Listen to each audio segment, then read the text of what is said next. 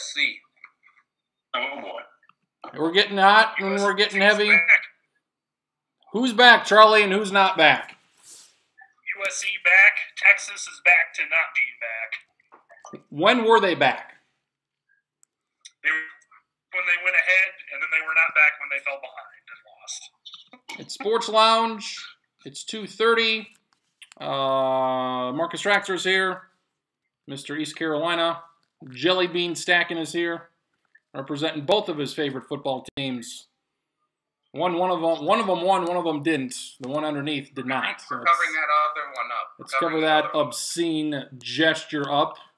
And Charlie Hildebrand, one of his favorite teams won, the other one didn't. Just the opposite of Stacking. The pro team won, the college team not so much. So plenty of the football to talk about. I suppose we start with Texas and USC, since I was highly entertained at the end. I don't know what the hell that first 3.5 hours was. It was worth watching, and I didn't. So that's that. You didn't? I tuned in with about 5 minutes to go. You saw the good stuff. I'm kind of keeping track of this game because Clemson-Louisville wasn't doing it for me, and that was about all there was on. And I expected you... I was watching Kentucky-South Carolina. It was a complete mess. I was watching some of the Mississippi State dancing of the Coach O.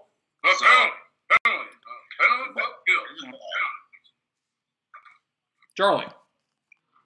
Literally did start watching the USC-Texas game until Texas was on their final drive to take the lead at the end of regulation.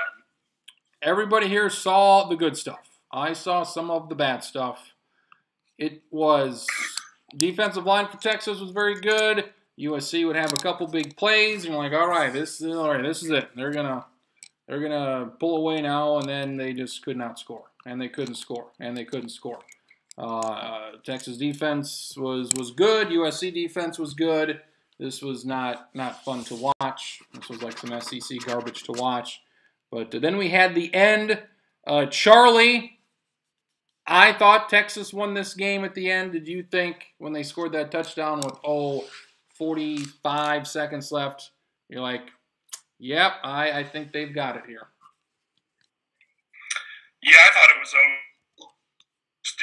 I mean, knew that you only need field goal. They just didn't think they had to Darnold's credit, evaluating in overtime that little bit of throw that got those throws. It was just like, yep, this guy. It's a little choppy. There we go. So USC, they got a good return to set it up there, and then Darnold with a couple of good passes. Marcus, do you want to delve into your quarterbacks here? We got other quarterbacks not so great. Sam Darnold, USC quarterbacks don't have a great track record of being good in the NFL, but some of the throws that this guy was throwing at the end, I thought were very, very impressive. I'm not sure that Sam Darnold will be amazing in the NFL, but I'll trust the guy who can make the throws at the end of the game against Texas defense isn't amazing, but it's a Big 12 Power 5 caliber defense. It got some athletes, and he made some great throws. The one I can't remember if it was in the first overtime or the one that eventually was the winner. But he had a couple of really great throws. The jump pass throw, I wouldn't recommend that, but it was great on a big play. I think that was they had to have that. So Darnold, I mean, we've talked about how he's kind of, probably going to be a candidate for the number 1 pick. I don't want to hear about any of these other clowns. You can talk to me about Lamar Jackson, I guess, because he's a trophy winner, but he went against a very good defense in Clemson last night and didn't do a whole lot. So, and I don't hear about quarterbacks from Wyoming or wherever else. They don't matter to me. So, Sam Darnold is the only quarterback I'm willing to listen to right now. I like Mason Rudolph. I like Baker Mayfield. They're fun to watch. I don't think they're necessarily going to transfer to the pros, and that's what a fair amount of people care about. So for the time being, Sam Darnold, the conversation starts and ends there. I was watching SportsCenter this morning. Why, I don't know. But America's favorite coach was on there, Chip Kelly. Ooh. and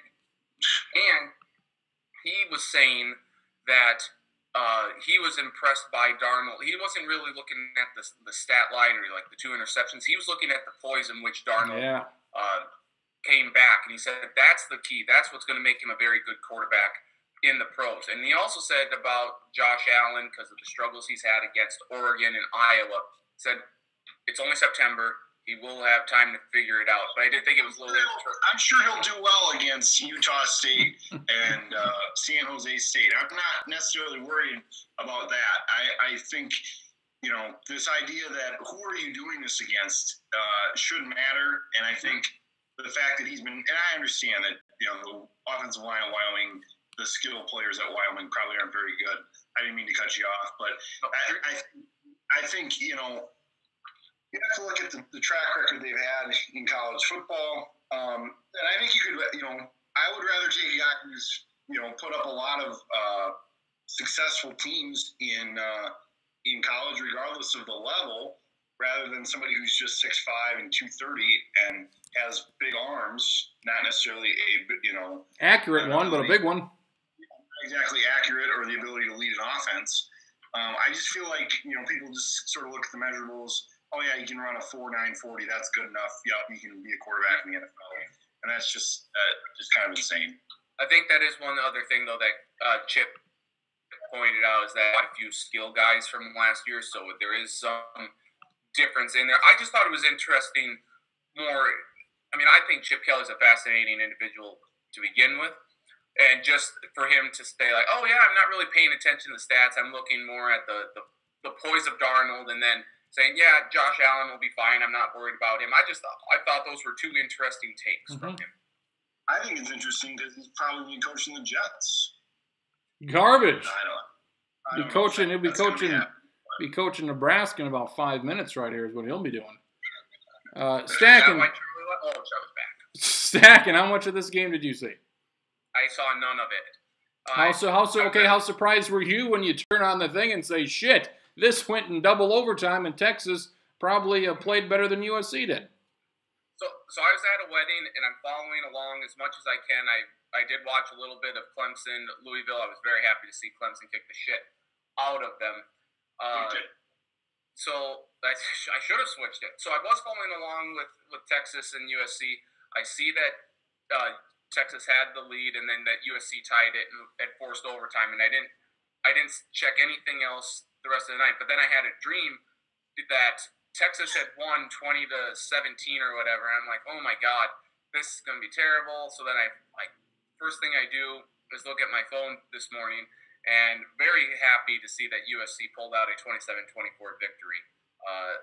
To hell with you, Texas. To hell with you. It always comes true, folks. Dreams don't always come true. Let that be. Stacking, don't let dreams stack and trick you up. Duly noted. We've had a discussion already. Good. Marcus knows David the best and the longest. He's known for his impressions of certain coaches. I'll have you have the word and speak for Mr. Schottenkirk at this time. What was going through your mind when you saw your favorite team damn near lose to, the 6th best team in the Big 12? It was frustrating. They couldn't block worth a damn. All these, you can have Sam Darnold if you want, but they weren't able to block, and they weren't able to really rush the passer as well as they needed to against Texas. So those were problems. Weren't able to convert in the end zone. Our friend who's not here was a little worried about the kicking situation as well, and sort of let a inferior team stick around. I wouldn't necessarily call Texas bad per se, but I mean, they're not good. There's no doubt about that. I mean, I think one thing that is kind of coming out, and I forget the other 2 teams Maryland's played, but Maryland's not that bad. I believe Maryland is 3-0. Yeah, and that maybe speak to what kind of team Texas played in the first week. He showed up, so we can let him have his say on the Trojans. DJ Schottenkirk. We start off with the Trojans. What were you most disappointed in? What did you not expect? What were you like, this is bad. This has got to get better. sort of expected some struggles, but the offensive line struggles as bad as they did was quite disappointing. But I suppose, like I said, preseason, for whatever reason, I had a bad feeling about that game was going to be closer than it needed to be, and sure as shit it was. Are you, what they got the schedule here the rest of the way the next month? What do they got going on? They got to Washington State in a few weeks. Any trouble here in the next month? They got Cal next week. Cal's 3-0 somehow. They should be able to handle that. I'm kind of concerned. Week after next, they got a short turnaround. They play at Washington State on Friday night. It shouldn't be too much of an issue. We should be able to run the ball over Washington State, assuming that our line gets healthy. But I'm not overly concerned about the next month or so. Did you think they lost the game when Texas scored that last touchdown? Yeah, we sure did. But I forgot that we have Sam Darnold. Goddamn great is what he is. He's goddamn great. The main attraction of the evening was not much of a game with Clemson rolling over Louisville. Charlie, I think you've done this. I think everybody else has done this. Reevaluated Clemson at the moment, and Clemson might be the best team, or at least they've played the best in the first month of the season. How big are you on Clemson right now? If Charlie is still with us, which he appears to not be with us. Charlie Hildebrand. Go to Nathan Stacken then. The one question I had was with the quarterback, how good the quarterback is going to be. And Bryant, he looks solid, just not just as good as Watson, but so far there's not been much of a step down. I mean, he'll be able to continue to grow and mature, and I think he's going to be incredibly Deshaun Watson 2.0 maybe. But that defense is outstanding. So as long as Bryant just plays within himself and that defense helps carry the team, Clemson's going to win the ACC and could be right back in the college football playoff. Schottenkirk, who's been the most impressive team? Is it Clemson or is it somebody else? They've beaten Auburn. They pants Louisville on the road by a few touchdowns. Alabama beat Florida State. Is there a team that, based on what they've done, this is the best? Virginia Tech. Outside of Clemson so far, I would have to say Oklahoma. I was down on Clemson, not a lot, but I thought they would take a pretty sizable step back. They're not going to. They, like Stack said, that defense is insane. Quarterback looks okay. 2 weeks from now in Blacksburg, it's going to be a hell of a game. College game day will be there. I'll be there. You'll be there, is that right? In spirit, I said. With a child in the offing, you're going to go cross-country into a hurricane zone to see goddamn Vatek. Well, as cruel as it sounds, I want more destruction. I want that hurricane to go through the destructed areas again. What wouldn't you, if you want more destruction? Yes. No. Think about this. It's actually, if it goes through the same areas that are totally devastated now, it's not going to do any more damage. You want other places. But if it goes through Yeah. Right. Yeah. New Orleans, I'm looking at you, square in the eyes, folks. Charlie Hildebrand. Is Charlie Hildebrand here in any form? Does not appear so. Terrific. Marcus, did you see Florida, Tennessee? I saw, similarly to the USC game, I watched maybe 4 minutes in the first half, and then I saw about the last 7 minutes of that game. Why is there any reason to watch any of these games except the last 5 minutes? There's not. And it's a lesson that I should know by now, but I spent most of my day in front of my multiple screens watching multiple games all at one time. So I should have known better, but I only watched 10 minutes of game time, and it was a truly terrible game. That had a fantastic finish. Hail Mary for the most part. Incredible throw. Is Charlie here? Yes, you can hear me now. I can hear you. There's two of you. No, I can hear you well. Can't see you, but I can hear you well. Nathan Stacken, what do we got? I just want to give Florida a hand here because after Their first 3 touchdowns of the year were pick sixes. Oh, they that's right. finally got an offensive touchdown. So good job, Florida Gators. Congratulations.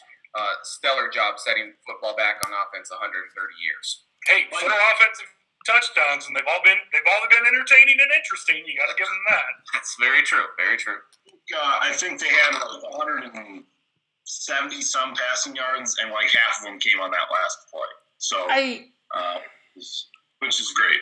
I just don't how every year it's like this. And the same thing with LSU. Why is the quarterback thing so hard with these teams? Drives me nuts. Is Malik Zaire injured or just that terrible that you would start a freshman over him? Oh, he's bad, man. They're all bad.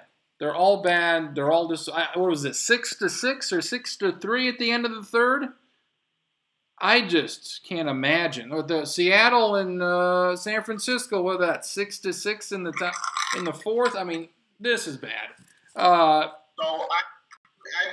been thinking about it, and here's my theory that I'm making up right now. For why everything is so terrible? Well, just the quarterbacks. Okay. You know, only like a finite number of good quarterbacks in the NFL. We've known this for a while. Sure. I think in the past you maybe could talk yourself into more guys in college being decent quarterbacks, but it's clear now that that's just not the case. There's bad quarterbacks in the college game as well. I think, you know, part of it is that we've got sort of this specialization where people are trained to be quarterbacks all year round, and I think everybody thinks that they can be a quarterback, and there's just not that many guys that can do it very well. I would also say that you've got these spread offenses. You know, college football 40 years ago didn't have teams throwing around quite like this, and maybe there's a good reason for that. Maybe that teams should try to limit their mistakes a little bit more with either shorter passes or more efficient passes or running. This is a plea for me to bring back option-based offenses like what Georgia Tech runs. More of that. Because basically have another running back be the quarterback in that scenario, and you don't need him to throw 40 times a game. For Oklahoma State or Washington State or in Texas Tech, those offenses have figured out how to make it work, and they can basically plug anybody in there and make it happen. But for the majority of college and a lot of the NFL, unless you have a special 15-10 quarterbacks, you need to tone things down a little. Charlie. Does that make sense? Anybody buy that? I think that's a fair point, Traxler. Charlie. All those teams that Marcus mentioned that spread it out and have no trouble throwing the ball 100 times and scoring a bunch of points, their defenses are usually not very good. Why is this a mutually exclusive thing of if you run a spread offense, your defense automatically is terrible? I understand they hurry up and their defense may be a little tired, and there's a very likely possibility there's many more possessions per game when you run these offenses, but at some point, why can't these defenses be at least average? Well, there's some that are good. I mean, Clemson's defense looked pretty good yesterday, and will probably continue to be good. But I think it's just more. It puts stress on your defense when you just will have times that you're on the field more for more plays, and that you're not practicing the same way. But the bright side is that as more and more teams go to running this, it's almost like the more standard offense now. So I think we're just sort of in the middle of a shift in how people look and run offenses. And even 15 years ago, there were only a handful of teams that did it. Like Clemson did it, and Northwestern did it, and I can't think of anyone else.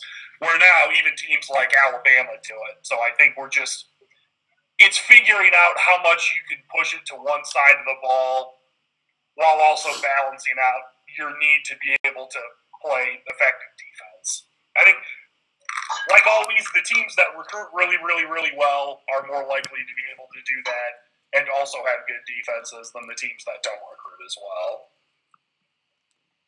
David, your Big Ten thoughts? You like Penn State.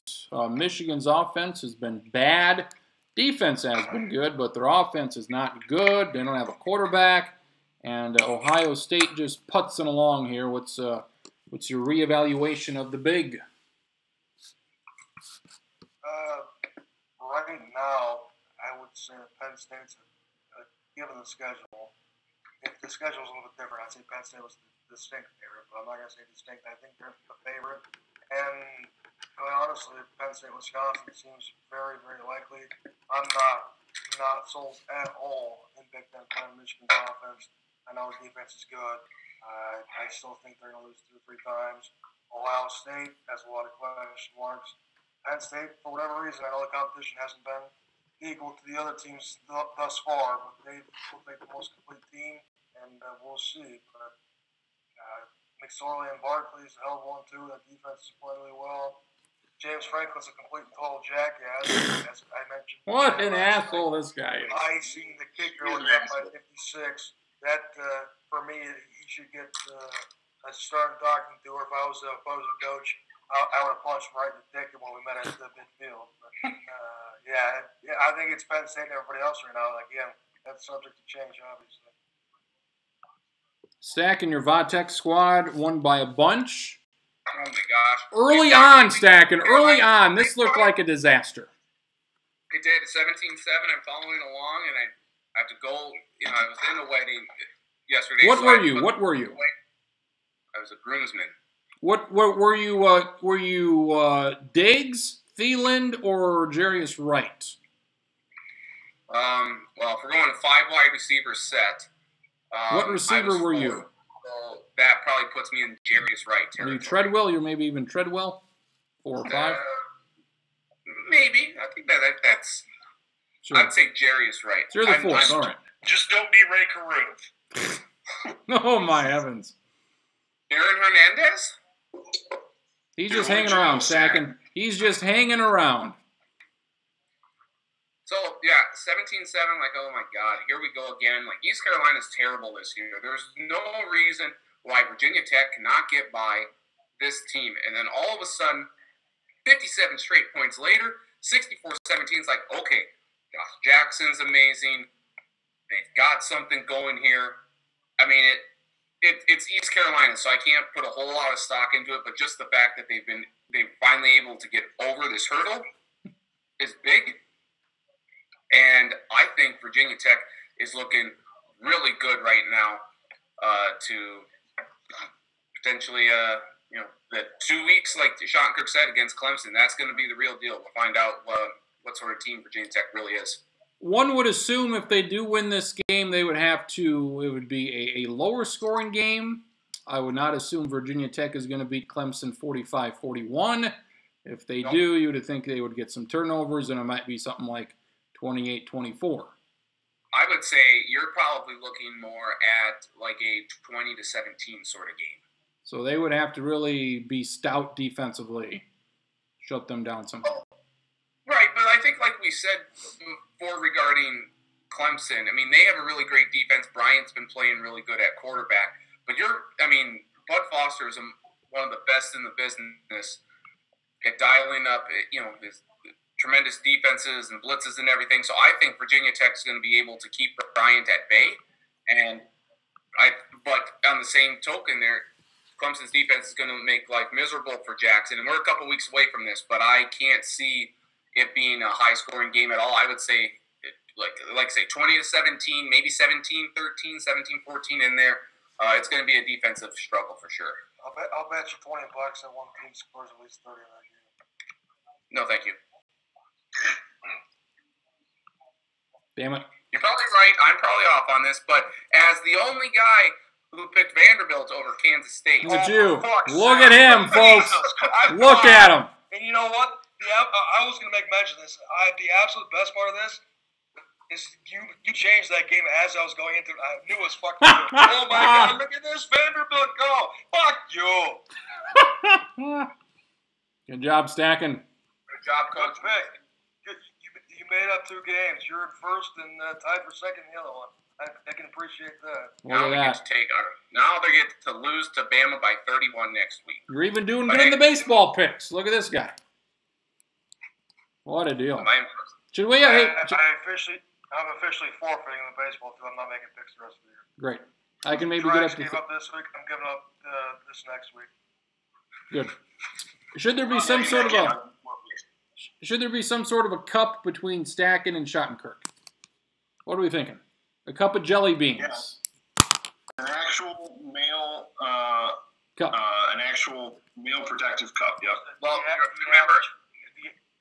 The average fish in all of our pick'em contests. Yep, an athletic supporter that you have to put over your face. The loser gets the cup. The loser actually gets it. If you can't be an athlete, be an athletic supporter. There it is. Support it, folks. Support it. Charlie, what do we got going on here? We're in the blue room. What? We're in the blue room. What's the blue room? The blue room is just a different room. Because the other one I couldn't get internet access. Terrific. For some reason. Don't know why. It appears to work in here, though. I tell you how much I thoroughly enjoyed the fact that the Broncos are beating the Cowboys by 25. This was not expected, I don't believe, a 25-point game. It's the Ezekiel Elliott has fucking no yards. And 0 yards, folks. 0. It's the altitude. They're not used to the altitude. A indirect question about Nebraska in a broad sense. Sorry.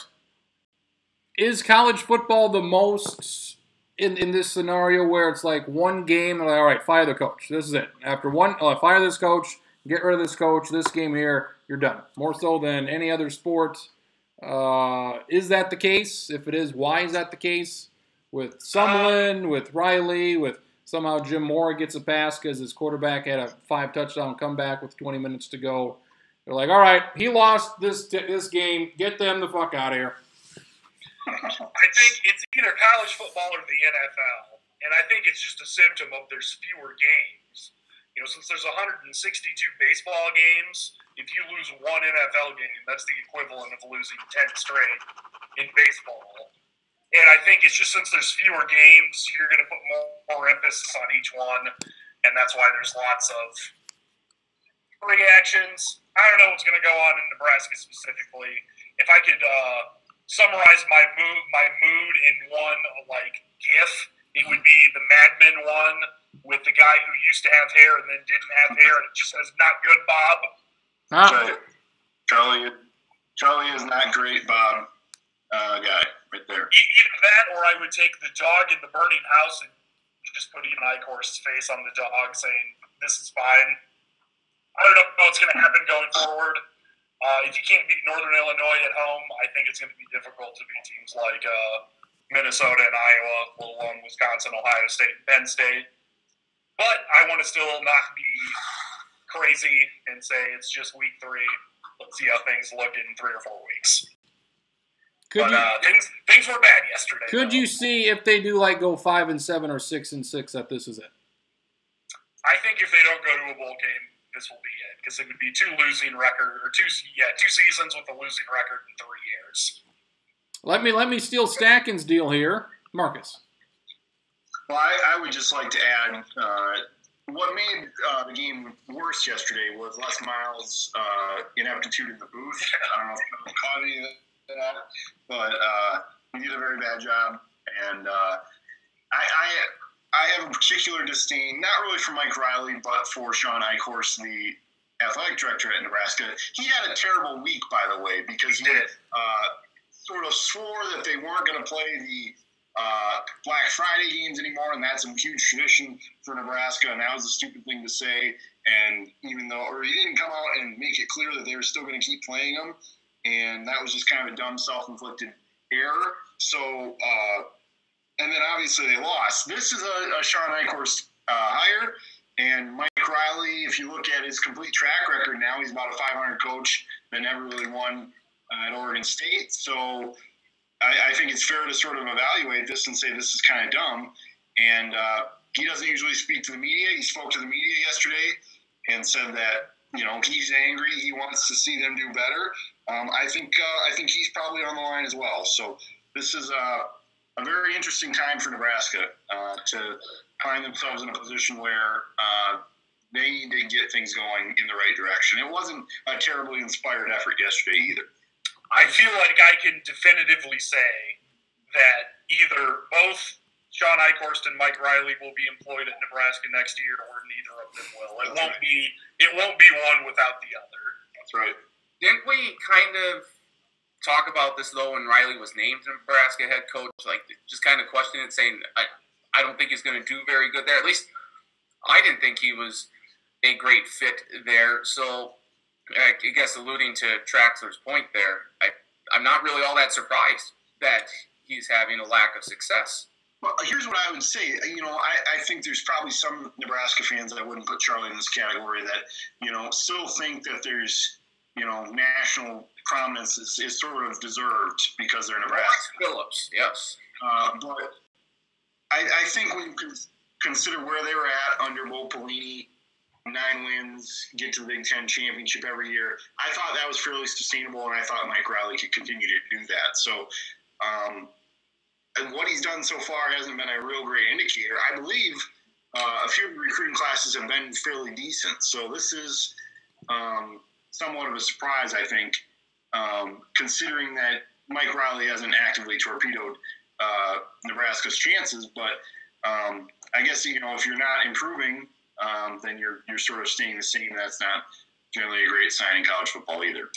This may only be interesting to me, but I find it incredibly intriguing of the parallels of firing Frank Solich and bringing in Bill Callahan to firing Bo Pelini and bringing in Mike Riley, where both Bill Callahan and Mike Riley losing record in year 1, and then they were better in year 2, and it was like, oh, maybe they've got things figured out. And then Callahan was actually even better in year 3, and then everything fell off in year 4. I don't want to completely say that definitively everything's going to fall off, but when you lose at home to a MAC team playing their backup quarterback, that's not a great sign.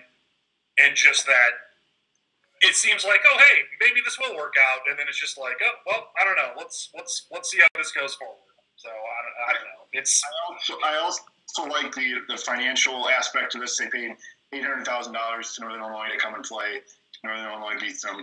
And then also last year they called off a game with Northern Illinois in Chicago. That cost $2 million too. So basically $2 million for one game that you lost. And that was a good thing they get a full share of the Big Ten money now. So they thank God they're going to be cashing that $35 million Big Ten network check. That's the one thing Nebraska football has in common with the Rutgers. They're both happy about that check.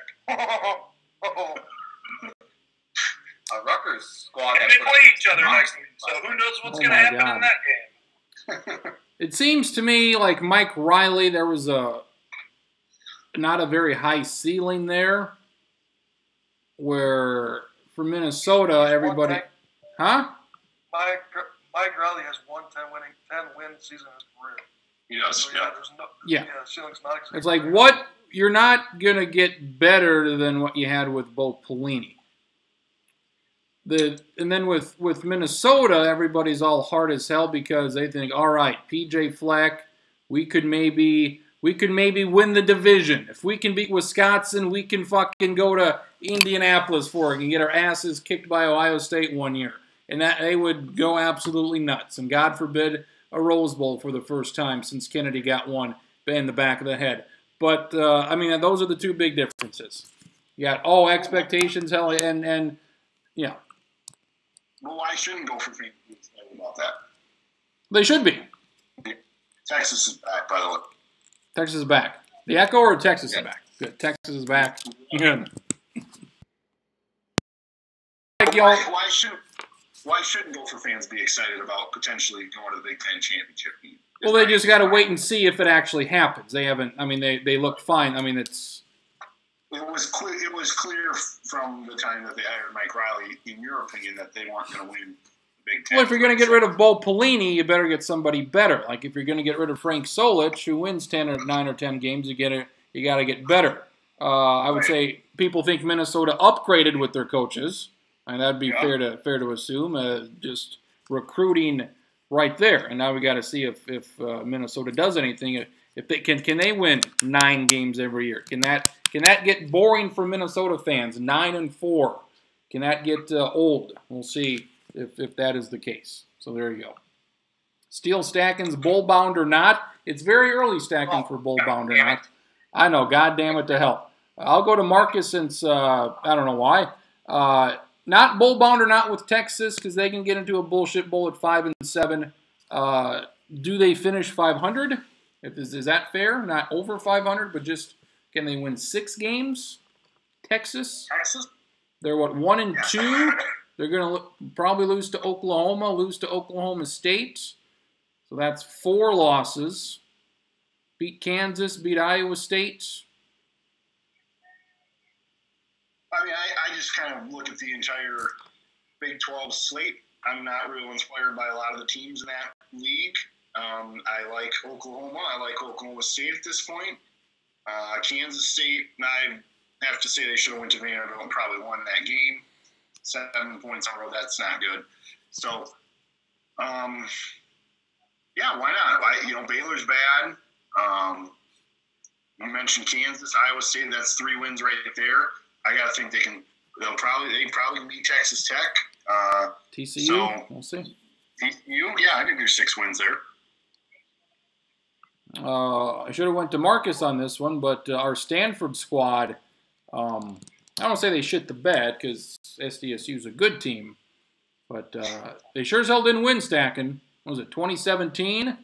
2 losses for my Stanford squad. 2017, yes, you are correct. Still got them winning the North, however, running the table, beating with Washington and Oregon looks decent. You probably not as big on Stanford as I, and I'm sure you nod your head in agreement and say, fuck you, Stanford, you didn't play well yesterday. Bryce Love is a machine. He's very good. The Chris kid at quarterback is terrible. And no 2-loss team has made the college football playoffs. So they're I'll done. ask you, not... Stanford's playoff chances dead. Yes. Okay. They can win the rest of their games. It won't matter. They would not make the playoff. I do not believe if they run the table, beat USC, beat Washington, beat Oregon, beat Washington State, they wouldn't matter. Yeah. They can still win, obviously, win the North. We'll see if they can beat Washington. That'll be it. But tough. Stanford really got if they would beat Washington and then beat USC in a rematch, you don't. No. No. I don't think they would have the quality wins. Those would be their 2 big wins. I think the other teams in the mix would have better wins than they would. I just think. And they lost to San Diego State, which I don't know, probably going to win 10 games like they usually do. But we will see. They would need San Diego State to be a Power 5 qualifier. Non-AQ, whatever we're calling them, group of 5 team to make it in the New Year's 6. So, and right now you'd call them the favorite, but we've got a long ways to go there as well. So, it's. I'm the one who just threw Stanford a couple weeks ago when we were talking about the playoff after 1 week against Florida State. I took them out. So I think I think their chances are done. I think they certainly have a chance to win the North. I wouldn't necessarily jump off that bandwagon yet, but they made me look pretty stupid. Ross lost on the road at a stadium that doesn't have lights anymore. And lost its NFL team. Chargers forgot to pay that last bill on the way out of town. They weren't paying it anyway, cheapskates. Was Qualcomm paying the bill, or who was paying the bill? I'm here to talk about Qualcomm. The Navy. The Navy. Give more money to the Navy. Best game I saw, Schottenkirk. Want to take a guess? Game I enjoyed the most? No. First game I saw. I don't have any idea. Memphis UCLA. Thought Memphis UCLA was the best game of the week. Back and forth. Had some points for me. Minor upset right there. People are hot on Memphis to maybe be that qualifier with South Florida looking like garbage. Evaluate, if you will, going for the fake field goal in the final minutes when a field goal puts you up 6. A ballsy goddamn call if there was one. Very ballsy. I had a bigger problem with the third down draw play. They were killing them. They couldn't defend the pass UCLA. They decided to run a draw, horrific play call, and then the big field goal that went south for a true freshman kicker. Go figure, it went south for a true freshman that's out there in that situation. The boldness, the balls that it takes, I can appreciate that Baumer plays for it, and they got away with it. But if they would have lost that game, that coach would have been taking some serious heat for sure. Give them the heat. Charlie, similar to our quarterback discussion, why is it so hard to find a kicker? It's very difficult to kick the ball, of course. Especially with the big programs. You would think, all right, I want the very best there is. Inconsistency would be the biggest issue. Is it just that kicking, is this just so damn hard to do that if you can find a guy that can hit 75%, that's probably good enough? I feel like this is easier to explain than quarterback play because I just think a lot of coaches don't put as much emphasis on special teams or special teams coaches. So they don't try as hard to get a good kicker and things like that. I feel like that's easier to explain. I think quarterbacks is a tough question. I'm not sure I know the answer. I think that's why for kickers, because instead of spending extra time on kicking or recruiting a guy, they're just like, hey, let's get another receiver or another linebacker. It's goddamn. With how many close games there are and how it comes down to that, I would sure up the kickers. Marcus, any thoughts on the kickers? Because they're bad every week. What I think should happen is all these failed quarterbacks that aren't any good. Put your emphasis in the kicking, folks. That's you can earn a scholarship to college. All you gotta do is make extra points and kicks from 20 yards and in. I would say. If you're playing at a big school 30, from the 30 and in, so you got to make 40-yard field goals. Anything outside of that, people will cut you some slack if you miss those kicks. But you gotta be able to bang them through from the red zone and a little beyond. So spend more time on kicking, folks. That's where it's at. I think I've got a solution. There's an Elite 11 quarterback camp. Ireland for necessary roughness to start an Elite 11 kickers camp and just find the best kickers, and these are the ones that are going to be good in college. Hey, Prince, have you seen the news of the wrestling dude that just died? Bobby Heenan, dead. Here's my thoughts on it. Like, he's had, it's odd with this one because he's had his voice troubles and throat cancer and basically hasn't been able to talk for 5-10 years. So it's like Ali in one of those situations to where it's like he's dead, but like he was alive, but he was basically a living dead anyway. It's like he couldn't communicate. It's one of those situations, and it's sad to see him die, but it's like his quality of life was not good for the past decade plus. So that's any thoughts from you?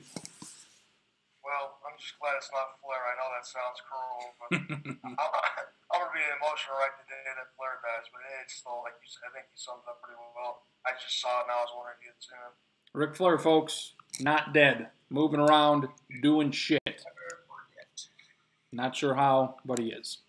Next week, not great. I have 4 games, which I'm intrigued in. Stacking 4 games I'm intrigued with. Okay, let's pull up this old schedule here. Washington at Colorado. Yes. 9 o'clock. Huh? Washington by 20. Washington by 20. Colorado team that almost lost to Northern Colorado. Florida at Kentucky. Yes. Give me some. Kentucky. East lead is on the line. One of you. I'm watching that game. Kentucky or Vanderbilt. One of you do something. I don't give a shit who it is. Be there in the final 2 weeks with the game on the line. I think it's a lot more likely to be Kentucky than Vanderbilt. You like Kentucky more than Vanderbilt? Or who do you like more? At this point, solely because I know Vanderbilt plays Alabama, and I don't think Kentucky does, based off just that. Penn State at Iowa, trounce them. Yes. Trounce their ass. Show me something. Beat their ass by 30 points, okay? Don't go into halftime and it's fucking 17-7. Beat the piss out of them so I can get on board with this Penn State dog shit. All right, one more, and I'm calling it. Iowa beats Penn State. Good. No. I hope it happens. Penn State. I hope Penn State Do it. wins, but I Do it. don't know. Road game, weird stuff happens. I just got a sense Iowa's going to win. I'd be fine with Iowa winning, and I don't have any love for Iowa. You want some betting lines here before as you continue? Sure. One more. Game of the week, Schottenkirk. We're in agreement here. Game of the week. Michigan at Purdue. What do you got? Yep. What do you got?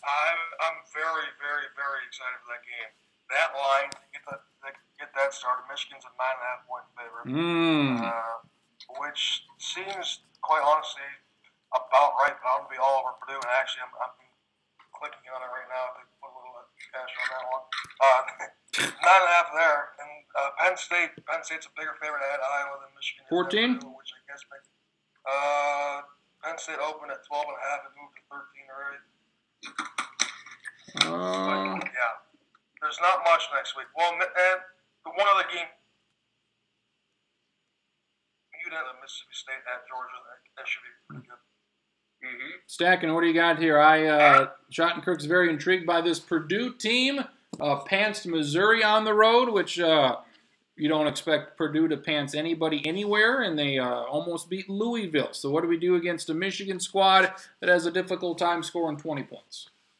Well, Purdue's going to come back down to earth a little bit because that Michigan defense is so good. I do think they can score like 17 points in there. I say Michigan wins by 10, 27-17.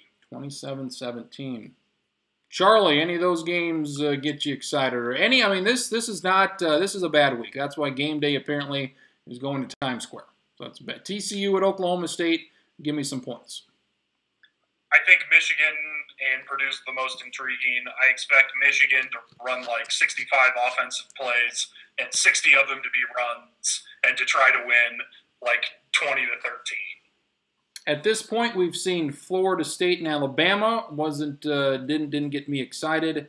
LSU, Clemson. That was a disappointment. Charlie, would you say that Oklahoma and Oklahoma State's the best game we got left?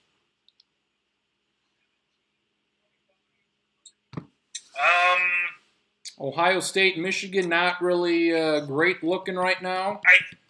USC played Stanford. I think it's either Oklahoma State. I'm going to give Florida State a little bit of the benefit of the doubt and say it might be Florida State Clemson. I think it'll be one of those two. And Vanderbilt, Kentucky rounds out the top 5 somewhere in there. I would like to make a call, if I could, at this moment. You better not be stealing my thunder here. I don't know what your thunder is. I'm making a call as far as the quality of the game. What game? I'm looking at Friday night. I'm looking at Utah at Arizona, and starts at 9:30 Central. I think that qualifies as a Pac-12 after dark special. That game will get weird. I hope that game gets weird. Friday night, I hope that's a 4-hour game. And it's on FS1 or what? Halfway through the third quarter, Rich brought shirtless on the sideline or something. Yeah, it is on FS1. Can I interest you in Utah leading 35-21, Arizona recovering 2 onside kicks to tie, and then going for 2 after taking the lead in second overtime, having the snap go over the quarterback's head, and Utah recovers at the 30-yard line to win by 1 point. I will say this field from Arizona out by like 25 points, and then Utah comes back with a big rally. So I'm looking forward to the fact that I'll probably get off work and that game won't even be at halftime yet on Friday, so that's going to be great. Things don't look great for Rich Rod at Arizona. Remember when he used to be the head coach at Michigan? It seems like a long time ago now. Clemson against Boston College at home. Charlie, does Boston College score?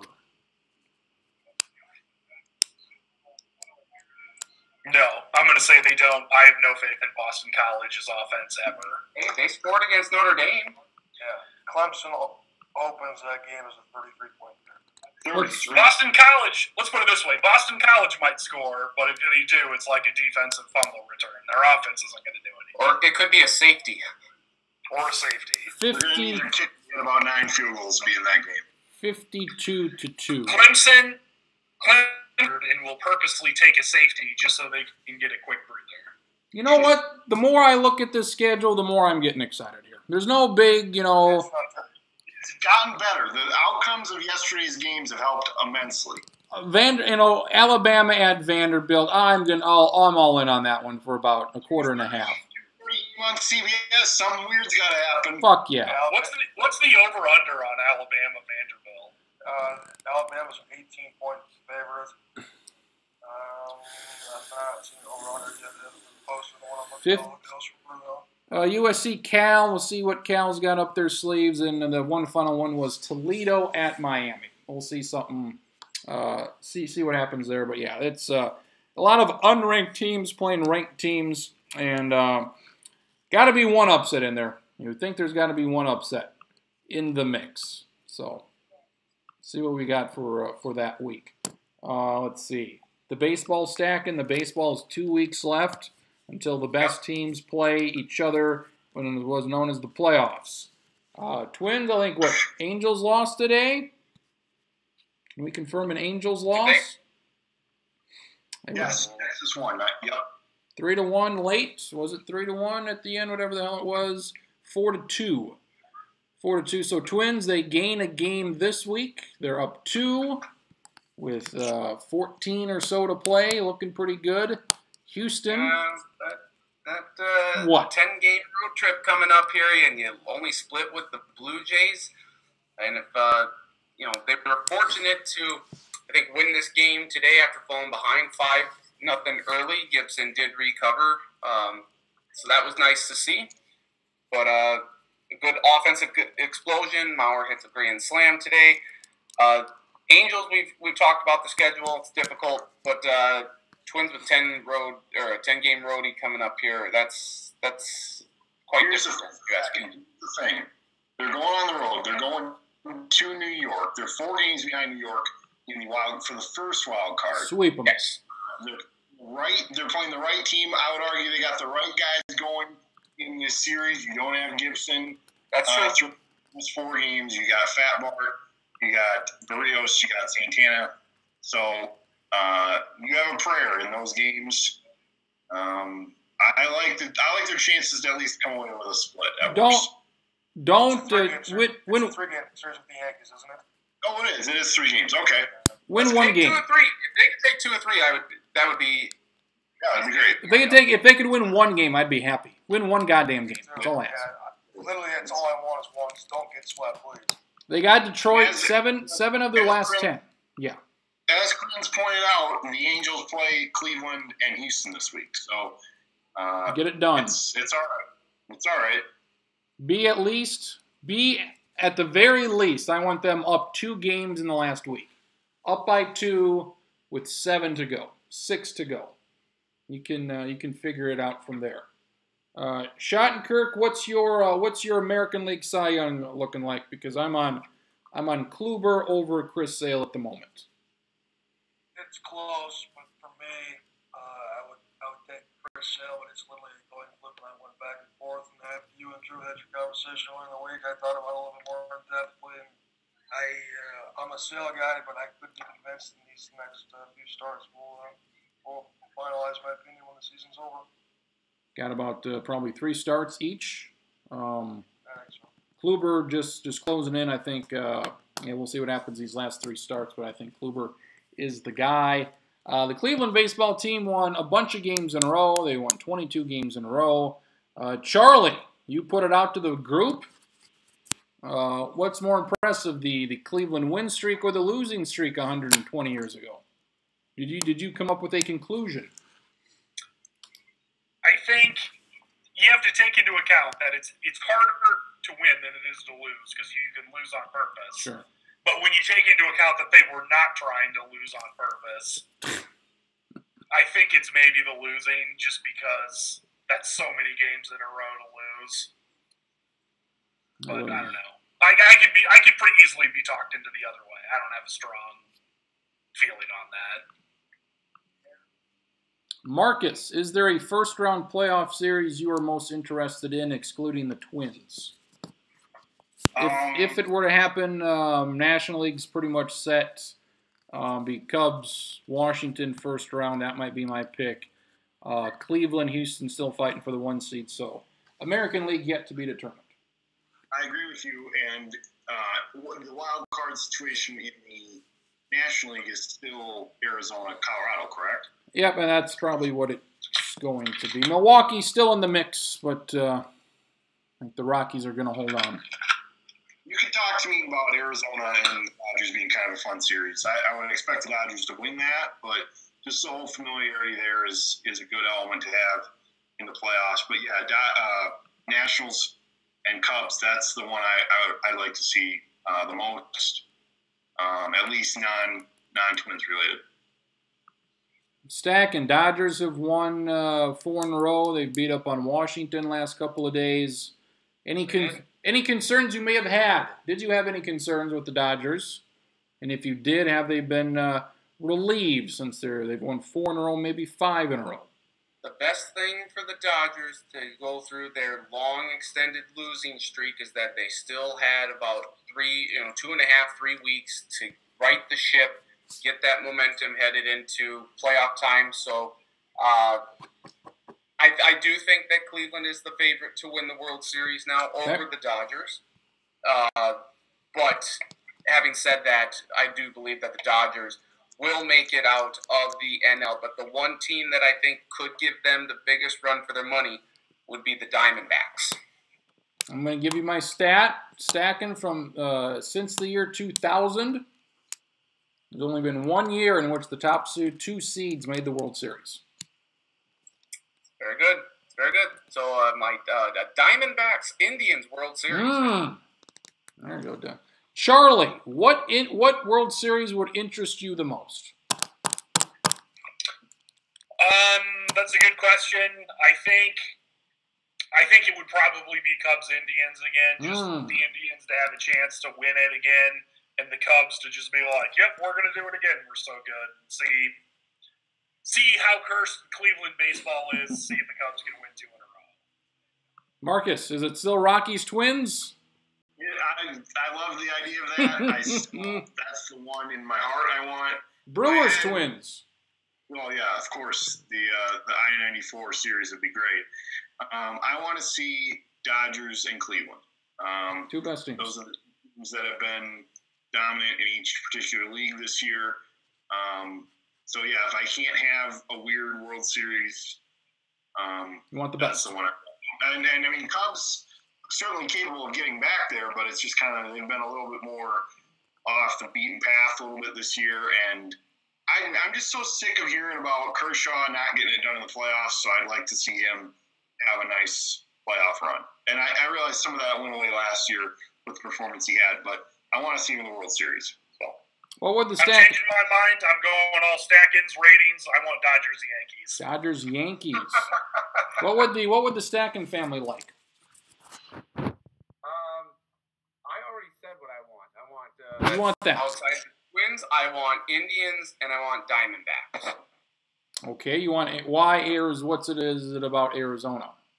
I don't know. I mean, I like Paul Goldschmidt a lot. Would you have changed your mind if McCain didn't have the cancer? No, that does not factor into it. But okay. Didn't Notre Dame win one for the Gipper? Wasn't that the whole thing? Yep. So the Diamondbacks could win one for McCain. Ronald Reagan played the Gipper. Ronald Reagan was president. McCain ran for president. There you go. Schottenkirk, what's your series of note? Favorite World Series? I would like to see the 2 best teams go Indians, Dodgers, but probably still the Thunder in honor of Stack, and I wasn't going to go Dodgers, Yankees, if nobody else did. Not too late. So what's the worst one, Stack? And Rockies Twins would be the worst one?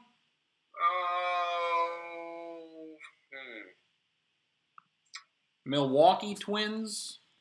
Oh, that, yeah, probably, I would say Milwaukee or Colorado. Milwaukee and former division rivals meeting World Series. It's very exciting.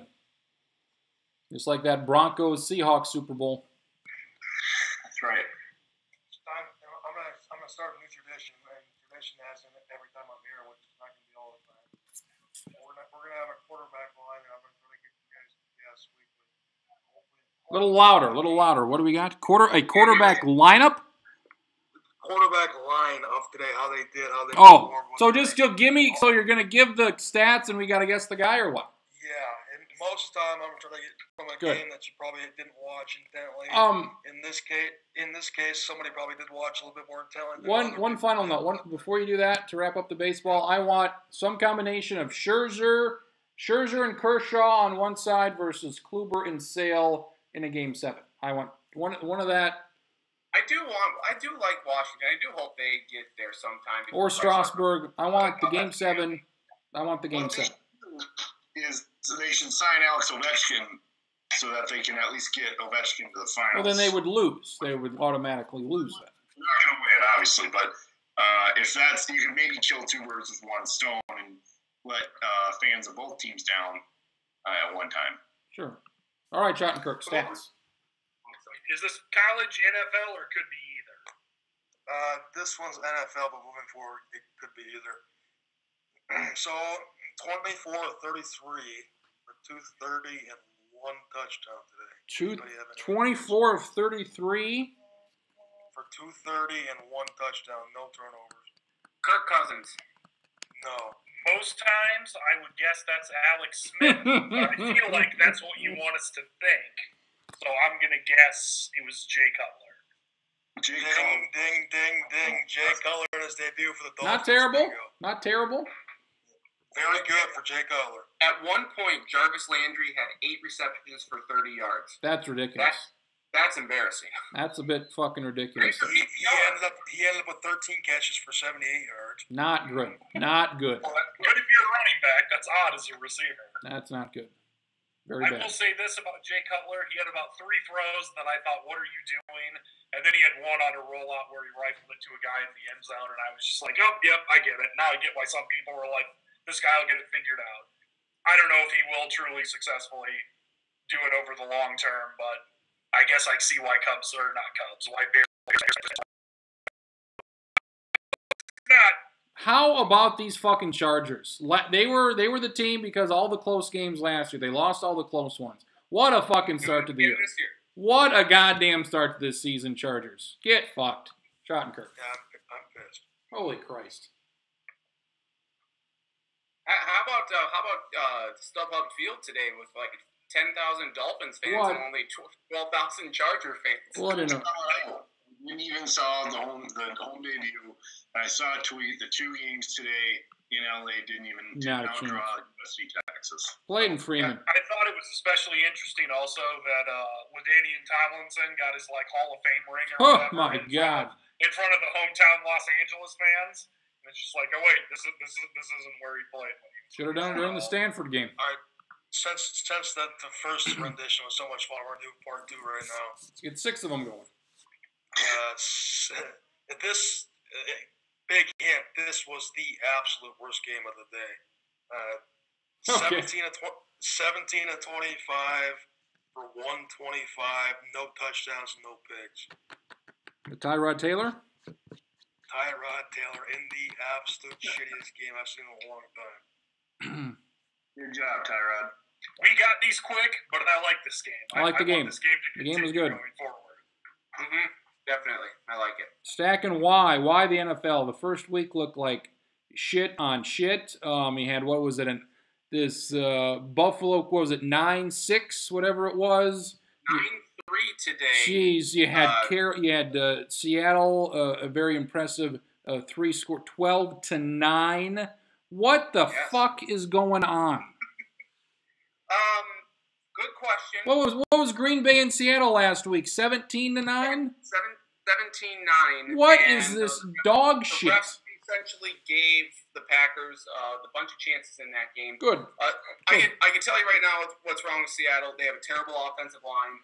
I thought they would have improved it a little bit during the offseason. Clearly, that is not the case. So that is bad news for the Seahawks.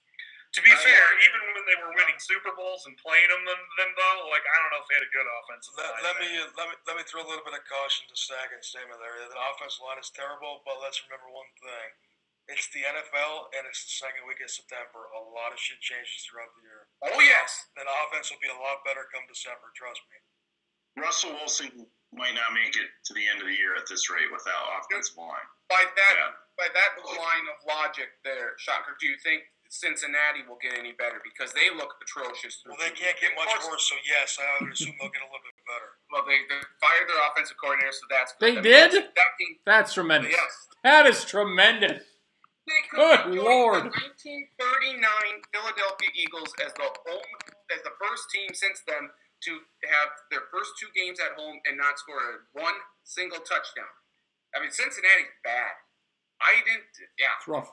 I don't know. I can't tell you what's going on. Maybe after years of the quarterback and so many pass, the points galore and everything, maybe defenses are starting to, because a lot of teams are like, hey, we got to stop these high offenses, so we're going to load up on defenses. So it's kind of a cycle, or it could be that we just don't have nearly as many good quarterbacks in the NFL now these days that are coming from college. I'm going to throw those 2 theories out there and see which one sticks to the wall. I think they both could.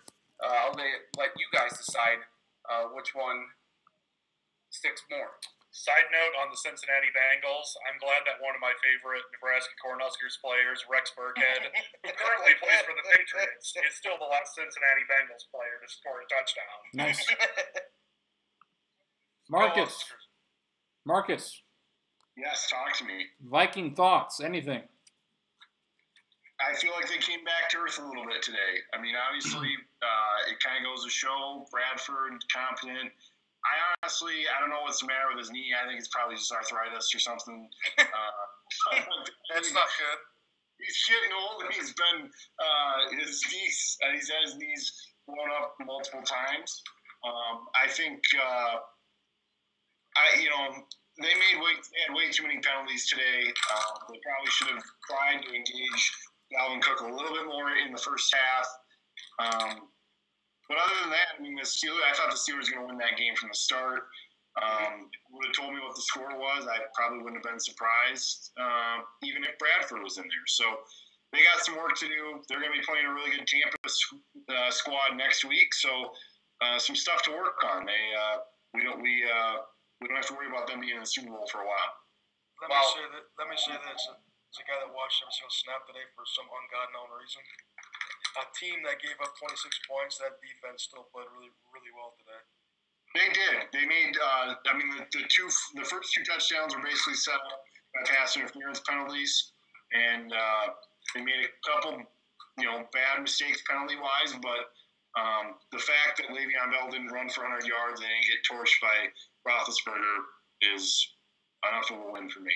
But that's why I'm going to put a significant amount of the blame on the defense, because that first touchdown that the Steelers scored was set up by Brian Robinson jumping offside on a 4th and 1 on that side. Like, I don't even know what you're doing.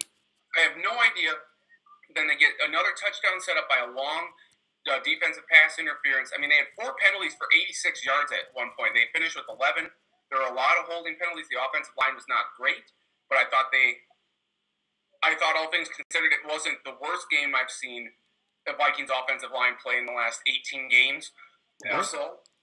So I will give them a little bit of credit there in that regard, but I would put a significant amount of blame on the defense for their stupid penalties that helped set up the Steelers with some touchdowns. And overall, I didn't think Case Keenum played terrible. He was late on a couple of throws by a split second. There was a ticky-tack pass interference call on Diggs that I don't know what the drive would have resulted in had that penalty not been called. But, I mean, that certainly stymies the momentum a little bit. I knew they were going to lose. I thought that right away. I just really hope that Sam Bradford, the irony of him getting the piss knocked out of him last year behind that shitty offensive line, and then after 1 week where he gets touched maybe 3 times now his knee is all of a sudden bad, and he might not play this year. Allow me to Paul Stack, and then Grins hates this if we're talking Week 3 football, but you won't be surprised. Next week for the Vikings is a very, very, very important game. Who do they play next week? Tampa Bay. Play Tampa. That'd be an interesting game. Why do you say this? Why do you say this? Because if they lose that game, a home game, they'd be 1-2. I know the schedule after that softens up in some people's eyes. I think the Lions are fine. That's the week after that. And the week after that, Monday night, I know Chicago's dog shit. They haven't played well in Chicago for a decade. They just haven't. No, I agree. But, did you see the Bears today? I mean, they were bad. Hey, Stack, again, a decade. I'll take a decade over one day. Oh, I know. What if that one day is September 11th? Still take it. You'll take it, folks. What made me feel good about, or better about, the Vikings' chances against the Bears, or what makes me feel better, it's because the Bears are dog shit. That's why. Is that Kevin White and Cameron Meredith are both out, so that makes me feel very good that the Bears just have no offensive weapons outside of Cohen. If the Bears score more than 14 points, that's a fucking embarrassment. And if the Vikings can't score more than 14, then fuck them against that team. Tampa Bay, don't know what to make of them. They played the Bears. We'll see how they do. Again, if the defense, 20 points is my limit. This offense with Case Keenum's not scoring 20 points. So that's a little bit of a difficult situation right there. So, hopefully Bradford's back. I don't know. Hopefully he doesn't miss more than a week. I would think he'd be back. I don't know. He might miss one more game. I can't see him missing more than one more. I don't know. We don't really know anything at this point. Could miss one, could miss 6.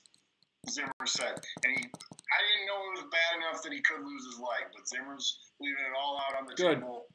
Anything could happen. So I sincerely hope that he's done for the season. Keenum plays like shit for the next 6 weeks, and Teddy comes off the pup list and plays in mid-October or end October. Marcus. Why do so many people hate Sam Bradford? Why? He played great. Like this. He probably could have played. He at least could have been the backup. He could have been, he could have been not a bitch today and suited up for Christ's sake. I mean, come on. Was that his call or not? Did you see him on the sideline? He didn't look like he was in any pain to me. Is that his call or somebody else's? I'm sure it's somebody else's, but I would have preferred him not to play. Why? You're not going to win anyway. You can't give. It's the NFL. It's the Sure. NFL. You cannot give games away. Oh, you're not going to win anyway.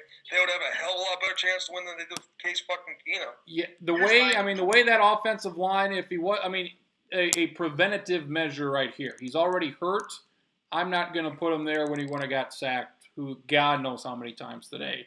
I think the offensive line was terrible. Not you don't want to put a guy who's iffy to begin with. In 6 weeks, his knee still hurts, and they go on the road someplace else. Oh, let's just sit him here because he could get hurt. I mean, what the hell? That'd be fine with me. Yeah, that'd be fine. I would have been fine with them holding him out if they said, "Yep, he's it is a preventative thing. He'll be good to go next week." But then you've got Zimmer being a jackass today. Well, does he know? Is he telling the truth or is he not? He's like, well, he could be ready, or do they even know? I just can't imagine that it's anything that serious that he's not going to be ready to play next week, right? I mean, or how about this? Just say it is preventative, and I agree with what was said otherwise. Then it's you're probably not going to win. It's a long season. We'll hold out Bradford. We'll give it a shot next week. Otherwise, I agree with Schottenkirk. If it was good enough to play, he should have been out there. So it's frustrating when I was pretty perturbed by the answer Zimmer gave, because it wasn't saying, "Yep, we're monitoring it. We think he'll be back next week." It's like, well, it could be 6 weeks, or he could be back on Sunday. And it's like, well, what the hell does that mean? I don't think that does anybody any good, especially Sam Bradford. And I was pretty frustrated by that. So just par for the course for this team. Why avoid drama when you can? You got to, try to make this a whole big deal. Because now, we're talking about this. Because Zimmer on Friday said, well, lots of guys get MRIs. But not MRIs don't happen to your starting quarterback every day, Zimmer.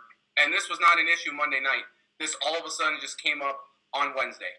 So the cloud of secrecy is a little ridiculous here and adds more drama than is needed. Maybe if you had two good eyes, you could see that.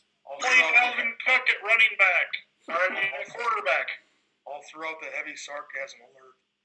And it's not like Bradford's ever been hurt before, so it's no reason for concern. That's right. Here's the thing. If they play him today and it gets worse, I mean, without him, they're not. I don't think they're making the playoffs anyway, even with Bradford. Without him, their season's done. So if he plays today and it just gets worse and worse, then your season's fucked. If you can save him for a week and say, okay, you're not 100%.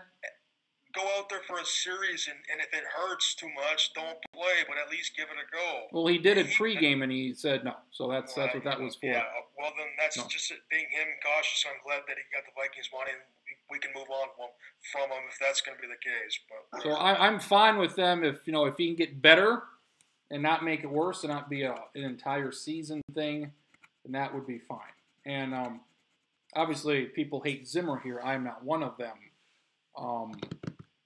Like, what benefit is it for him to come out and say, "Yep, Bradford's going to play next week"?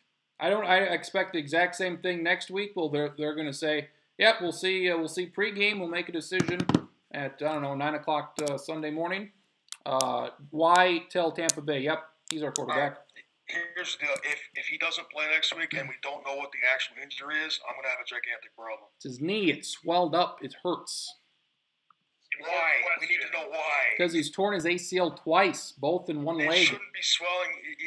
It shouldn't? It's been multiple years since the surgery. It should not be swelling anymore if it has to do with the ACL surgery. Important question. Do you think Mike Zimmer's talked to Bill Parcells so he should play a quarterback? Yeah. Yes. That happened. I hope so. Football players, they're hurt. All of them. All the time. Everything hurts. There we go. I think also what doesn't help this is the fact that we don't know anything about when Bridgewater is going to be back either. It's like, it's bad enough to have one quarterback you don't really know the status of, but now you got two, and they're your two highest paid guys. And, I think if you're being rational, and I'll try to be as rational about it as I can, it feels like a short-term thing. Like, yeah, he'll be back on Sunday, but just the not knowing – I think he thinks that's beneficial to the opponents, sure. For them to let the opponents know. I get that, but I think you're just causing a huge ruckus over something that you don't have to. And you can just say, it's minor. We're trying to go day to day. We think he can play on Sunday, but we're going to have to see. Not, well, it could be 6 weeks. I mean, that's frustrating. Yeah, I guess I don't have a problem necessarily with Zimmer's comments today. I have more of an issue with what he was saying on Friday, because it is a big deal. We do need to know. Why do you need to know? I don't care. You don't care, and that's your problem. Why do you care? What do you care? You want to know what the injury is? You want to know? Because there was nothing that. Okay, Monday night, did you have any indication? I was very surprised. Very surprised. Yeah, so I think that's why people want to know, like, hey, what the hell happened here? Is this related to the ACL? What are the MRI? Like, do you think he's got a torn ACL? What do you think's going on? Like, this is your starting quarterback. This isn't, this isn't fucking Trey Wayne that we're talking about Detroit.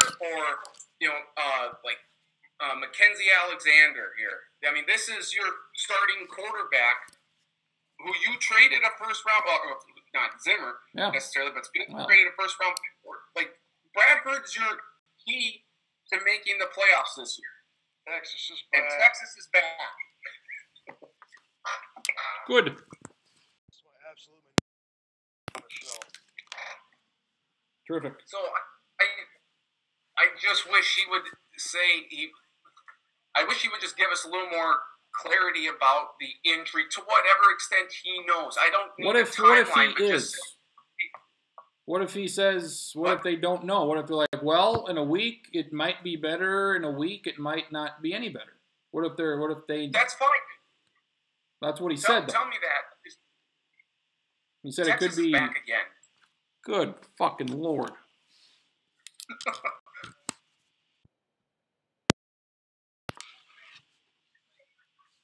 Bradford and his knee. We discussed Just don't send the whole like fucking cliche of lots of guys get MRIs. I don't need that bullshit. This is something that came out of nowhere, came out of left field. Why did it happen? That's what we want to know. Somebody should have made the joke about more people get MRIs than have eye surgery. Hey-o! That hurts. Making fun of the disabled. It's what we do, folks. Charlie Hildebrand. He wouldn't even see it coming. Terrible. Terrible. Bradford's knees hurt. I give no shits. Either way, how it happened, whatever. Charlie. Yes, senor. Your podcast and such. What do we got? It will be on Wednesday. Last week we talked about stuff. I thought a lot of games would be blowouts. I picked a lot of them wrong, but it should be fun. We did a Which is Scarier segment where we compared things that happened in college football to the new movie It, and you had to guess which thing was scarier.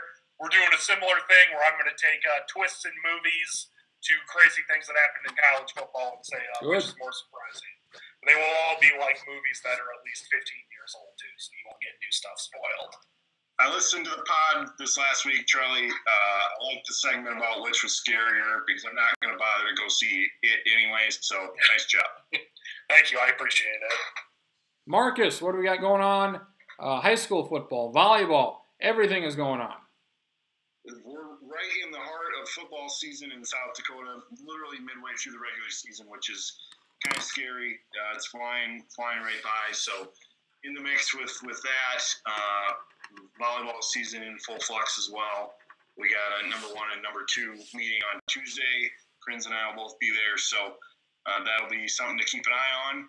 And it's we're in full force to keep an eye on the preps, the colleges. Yesterday, Dakota Wesleyan blew a huge lead, lost 67-66 in college football, which was an incredibly stupid football game to watch. On the other scale, opposite of Tennessee and Florida, there was a lot of points, no defense. So that was quite the finish as well. If you had to guess what the top 5 for AA football would look like, what would you guess? Sturgis. I can't say guess because I know what it's probably going to end up being. Then what's the final vote then? Tell me the final vote. Votes. Based on what we're seeing so far, the early returns. Ooh! Pier 1, Mitchell 2, Brookings 3. What? Then Brookings, then Douglas. With what percentage of precincts reporting? About 30% of the precincts. That's it? Yeah. 10 people have voted. 12 people have voted. 11 as of earlier. It's fucking 8 o'clock on Sunday. Jesus Christ. Hours, so we got some work to do. We got a lot of people that need to get their shit into me. So, fuck that. It's not an idea. Second. Are you watching Falcons Packers right now? No, I'm watching. No. The Falcons just marched down the. The best thing I've seen happen in Week 3 just happened now. Freeman scores. Yes. One of his offensive linemen makes a basketball hoop. Freeman shoots it in, and then as NBC goes to break, they play the NBA on NBC Music. Oh my God! Synergy. I'll probably have to rewind and watch that again. I got the game on right now. Very good. That was awesome. By far the best thing that's happened in the NFL this week, and possibly all year. So let's just stop it right there. Good season, NFL. Can't stop this. Had to watch Romo a little bit. I enjoyed that. So Romo, good job. He called another touchdown to Coleman. Yep. I believe. Fade 16. Look for it. Yep. There That's it what is. it was. It was great. My favorite part about it is that how Nance has to react. He's like, oh, Yep. 16 There it is. again. Oh, what do you know? What? Unbelievable. It's like you were super incredibly hot take alert. I'm already over that. He don't care. I'm over it. Why do you not care? Why do you not care? He was a high-level quarterback for the last 10 to 12 years. You don't think he's seen everything that's coming? Yes. People, I'm blown Okay, away that people sure. don't think he's going to be able to do this. Then my question is, why do they not do this more? Why do other people not do this more? Because I think it is great. I think it's a great way to call a game. I think he's a great analyst. I think if he did it on every play for 17 weeks, we'd hate it. Sure, but he doesn't. He doesn't. Right. Part of it is you got to pick your spots. I think a lot more analysts probably could do it. And Then do it. I don't know if they just aren't smart enough to say, hey. I don't think they are. Huh? Don't you think we would have seen somebody do this by now? For Christ's sake, fucking television's been around for 60 goddamn years playing games, and anybody else got a comparison for Romo? I mean, Dan Fouts is a good analyst. He doesn't do Romo's done. Fucking do this. Romo got off the field last year. It's a different league than when Fouts was playing. The general concept of the game has not changed. So do you think Jay Cutler would have done this? No. Would have done the exact same thing that Romo is doing? Would he be able to? Yes. Would he? Probably not. Maybe Why it's wouldn't just you do that? Romo's personality to be out there and say, "Hey, this is what's going to happen." I mean, Like if I'm he was told by executives, "All right, if you see something, don't be afraid to call it out," and he's been right so far. if I'm doing a game and I know what's going to happen, I'm going to say, hey, this, and I feel confident that this is what's going to happen. I would say, yes, look out for the receiver on the left. Single coverage, no safety, look out. I mean, that means, instead of just bullshit, how announcers are, I think it's great, is what I think it is. There we go. Anything else going on in the life of Stacking? I will not say this every week, but since the Falcons are on right now, I'd just like to remind you all that the Chick-fil-A stand at the new Mercedes-Benz Stadium is not open tonight. Makes a lot of sense. You turned it into something else, so it is open. What they turned into? Some sort of fry stand, some fries. Something great. I guess. But you can't get Chick-fil-A tonight. That's the storyline here. Seems like they have Chick-fil-A at this Mercedes-Benz Stadium. But you could get it for Tennessee, Georgia Tech, and Florida State, Alabama. So there you go. I feel like they're leaving money on the table. Well, talk to Chick-fil-A. Yeah, they have a highly successful business model, so obviously it works for them. It does work for them. Schottenkirk, final point. There was a fight last night. Seemed like the one guy won and the other guy didn't, but it was a draw. What is the issue here? Judging. Why is this always the case? We had this fight. We had the McGregor fight. Some guy gave Mayweather like 2 of the first 3 rounds when he landed like 20 punches total. The other big fight before that was the Australian guy and Pacquiao, and the fucking Australian guy somehow won. The last 3 big fights in the last year, judging, terrible. Why is this? Is this just incompetence or is something else going on? It's terrible. And it's beyond anybody's wildest dream. But it's like you said, it's happening in every single big fights. Match. Big fights. It's just it makes everybody's for. I mean, this isn't new. 50 years ago, people were talking about if it was corrupt, but it's just it's almost like they're throwing it in our face right now that there's something going on behind closed doors somewhere that just doesn't make sense.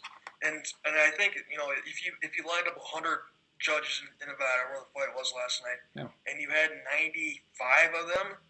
You probably got 95 decent judges, but it seems like one of the 5 bad ones always involved with one of these marquee matches. And last night, in a lot of respects for me, was the worst one of the most recent examples. It was just absolutely no way. What do you have it like? 118, 110. He had a 10? Yeah, the one lady, some lady had it 10 rounds to 2. A lot of people thought the one guy won probably 8-4. Maybe 7-5. One card had it 7-5 Alvarez.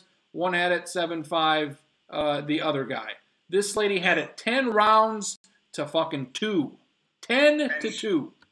And this specific judge has happened multiple times as well. Every time. A half dozen times. They went on and they listed every fight that's been controversial that she's been involved in and what the ruling was. And how she was 5, 6, 7, 8 points off from what all the judges had. She should not be a judge. I don't know how she's a judge. When you have fewer judges, you have less margin for error. I would be fine with, let's have 5 judges. Let's have 5 judges, see how that works out. Weed out some of this bullshit where McGregor loses the first 2 of the first 3 rounds, even though Mayweather intentionally barely threw a punch. He didn't shoot his load, folks. He kept the load. He didn't. See, if you see, and he kept his load and he shot it later. So there you go. That's right.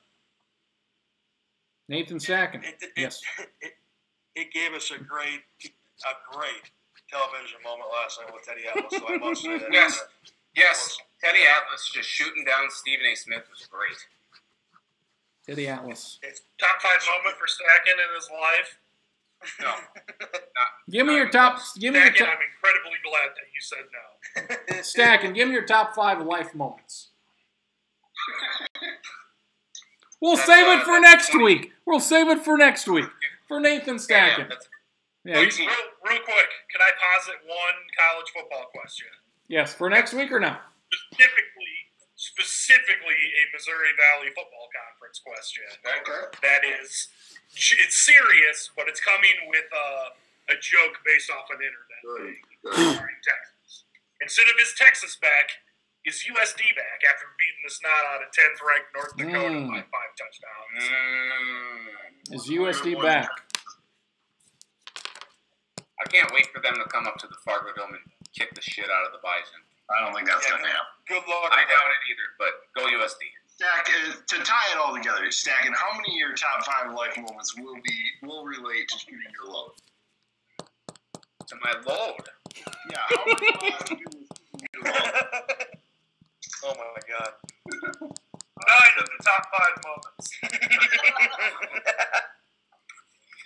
I played a 5th of Jack. Yeah, that's probably the wisest thing.